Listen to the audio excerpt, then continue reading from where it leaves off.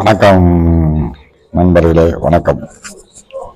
இந்த மித்ன்ற சேனலுக்கு உங்கள் ஆதரவு ரொம்ப ரொம்ப எனக்கு தேவைப்படுது. ஒரு சப்ஸ்கிரைப் பட்டன் எனக்கு அமைக்க விட்டால் ரொம்ப சந்தோஷப்படுவேன். அது ஒரு வகையில் யாசகம்னு கேட்கலாம், பிச்சைன்னு கேட்கலாம், எப்படி இருந்தாலும் கேட்கலாம். நீங்கள் பண்ணுவீங்க அப்படின்னு நினைக்கிறேன். அந்த நம்பிக்கையில் தான் இது பண்ணுறேன். நிறைய விஷயம் உங்களோட ஷேர் பண்ணுறேன். நான் நிறைய விஷயங்கள் நம்ம நிறைய பேசுவோம். என்னோட இது இப்போ தான் ஆரம்பித்தது. ஏற்கனவே ஒரு சேனல் வச்சுருக்கேன். ஷார்ட்ஸ் மாத்திரம்தான் அதில் அப்லோட் பண்ணிக்கிட்டு இருக்கேன், லோன்லி குல்புன்னு சொல்லிட்டு. இது ஃபுல்லாகவே ஓன் கண்டென்ட்டு போடுவோம் அப்படின்னு தான் வர்றேன்.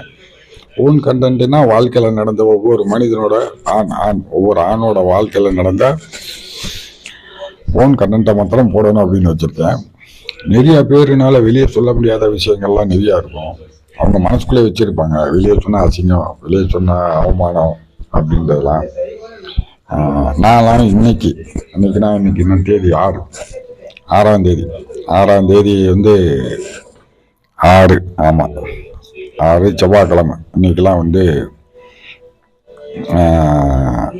பண்ணுறேன். இத்தனை வருஷமாக உயிரோடு இருக்கேன் அப்படின்னா கடவுள் புண்ணியத்தில் தான் உயிரோடு இருக்கேன். நான் தெரிஞ்சோ தெரியாமலோ நம்ம சில விஷயங்கள் பிரதிபலன் எதிர்பார்க்காம நல்லது செஞ்சுருப்போம். அது தான் நம்மளை இந்த நிமிஷம் வரைக்கும் காப்பாற்றிருக்குது. சில விஷயங்கள்லாம் காமிக்கிறேன் நான், என்னோட தலை எப்படி ஆச்சு அப்படின்றதெல்லாம்.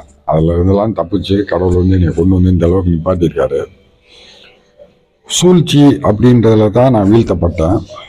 வேறு பிஸ்னஸில் லாஸ் ஆகி தோற்றுலாம் போகல. சூழ்ச்சி அப்படின்றது ஒரே காரணத்தினால தான் தோற்று போனேன்.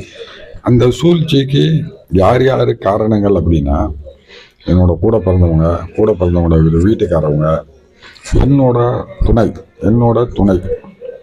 என் கூட இருப்பாங்க நம்பி இருந்தேன் பாருங்க. அவங்க என்னை பற்றி பிள்ளைங்கிட்ட தப்பாக சொல்லி பிள்ளைங்களை எனக்கு எதிராக திருப்பினது. இப்படிலாம் நிறைய பேரோட வாழ்க்கையெல்லாம் நடந்திருக்கும். வெளியே சொல்ல மாட்டீங்க, ஒத்துக்கிறவும் மாட்டீங்க, அது தெரிஞ்ச விஷயம்தான். ஆனால் உங்கள்கிட்ட இருந்து அந்த ஒரு சப்ஸ்கிரைப் பட்டன் எதிர்பார்க்குறேன். கட்டாயம் பண்ணுவீங்கன்னு நினைக்கிறேன். இதனால் உங்களுக்கு ஒன்றும் பெரிய ஒரு அது எப்படி சொல்கிறது, செலவு அப்படின்றதெல்லாம் கிடையாது. சும்மா அமைக்கி விட்டு போனாவே ரொம்ப சந்தோஷப்படுவேன்.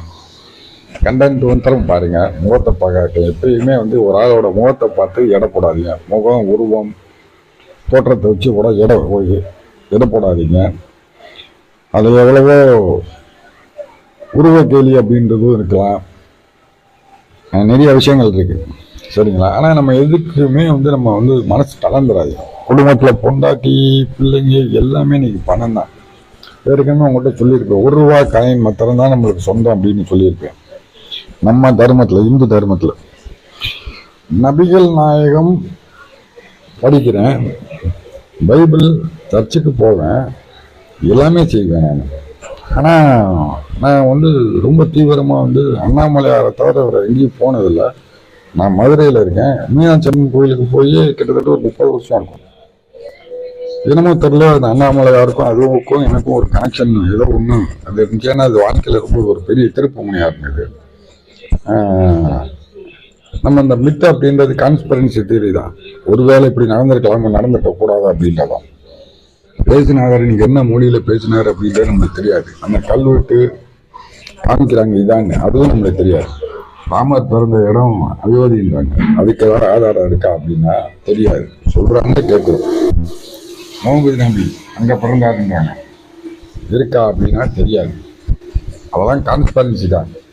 நம்ம அமெரிக்காக்காரன் நிலவுக்கு விண்வெளி ஓடத்தை அனுப்பிச்சாங்க, நம்புனோம். அதுக்கு பிறகு இன்னைக்கு முந்தா நாள் வெனிசுலா மேலே படையெடுத்தவன் இன்னும் அங்கே போகலை. ஸ்பேஸ் ஷிப்பில் உலகத்தை சுற்றிக்கிட்டு இருக்காங்க. ஒழிச்சு நிலாவில் போய் யாரும் கால் வைக்கலாம். அன்னைக்கு போனவன் 67 போனவன் இப்போ வரைக்கும் போக முடியலன்னா என்ன காரணம்? அப்போ அது பொய்யா உண்மையா என்னன்னு தெரியல. இப்படி நமக்கு மனிதனுக்கு அப்பாற்பட்டு புலப்படாத விஷயங்கள் நிறையா இருக்கு. சின்ன சின்ன விஷயங்கள்லாம் கடவுள் நம்மளுக்கு அறிகுறி கொடுத்துக்கிட்டே இருப்பார். அதை கவனித்து பார்த்தீங்கன்னா உங்களுக்கு தெரிஞ்சிருக்கும் அது உண்மையாக பொய்யான்னு சொல்லிட்டு. ஏதாவது ஆதரவு தருவீங்கன்னு எதிர்பார்க்குறேன். நன்றி வணக்கம் என்பதை ரொம்ப வளவலன்னு விருப்பப்படலை. என்றைக்குமே ஆனால் ஒரு விஷயம், நன்றி மறக்காதீங்க. நானும் சரி, நீங்கள் எனக்கு செய்கிற உதவி, எனக்கு முகம் தெரியாத உதவி, நானும் நன்றி மறக்க மாட்டேன். நன்றி மறக்க வேணாம். அதே போல் யாரையும் முழுசாக நம்பிட வேணாம். பொண்டாட்டி பிள்ளைங்க யாரையும் முழுசாக நம்பிட வேணாம். இன்னும் ஏன்னா நீ காலகட்டம் அப்படிதான் இருக்குது. மார்க்கெட்டில் 10 ரூபா இருந்தால் தான் மதிக்கிறாங்க. அது பெற்றவளாக இருந்தாலும் சரி, எவனாக இருந்தாலும் சரி. நம்ம காலம் வேறு.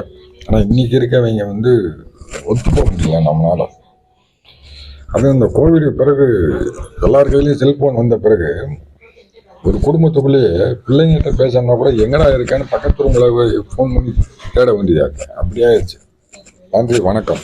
உங்களோட ஆதரவை எதிர்பார்க்குறோம்.